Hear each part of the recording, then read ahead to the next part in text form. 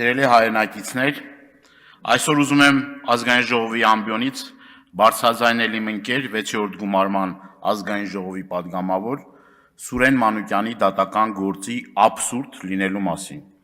ինչը փաստում է, որ ներկայիս դատական համակարգը խորը ճգնաժամի մեջ է։ Սուրեն Մանուկյանն իրեն առաջադրված մեղադրանքը համարում է շինծու, իրեն մեղավոր չի ճանաչում։ Քրեական գործունեությունում չկա որևէ ողջամիտ ապացույց, որը թույլ կտա հետևություն անել վերջինիս մեղավորության մասին։ Հիշեցնեմ, որ 2022 թվականի օգոստոսին քրեական հետապնդմանը ենթարկվել Սուրեն Մանուկյանը։ Եվ ես այսօր այստեղ կանգնած եմ ոչ թե որպես մեկ դատավորի վարքագծի մասին խոսելու, այլ արդարադատության համակարգի խորքային հիվանդության մասին բարձրաձայնելու։ Տավուշի մարզի առաջին ատյանի դատարանի դատավոր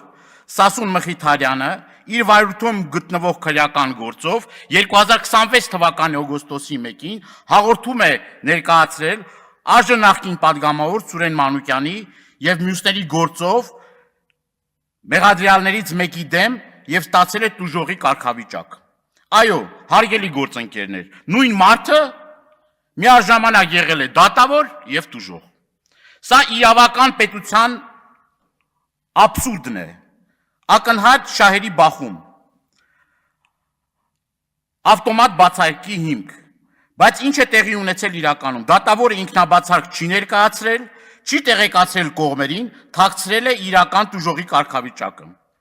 Պաշտպանական կողմը դրա մասին իմացել է միայն այն ժամանակ, երբ հարց է ուղղել դատավորին։ Երբ 2025 թվականի դեկտեմբերի 17-ին ներկայացել է բացարկի միջնորդություն, դատավորը ոչ թե լուծել է հարցը, այլ ժամանակ է շահել։ Եվ 2026 թվականի հունվարի 7-ին բացարկն արդեն գրավոր ներկայացված էր, դատավորը հայտնել է, ցիտում եմ. «Ես դիմել եմ, որ ինձ հանեն տուժողի կարգավիճակից»։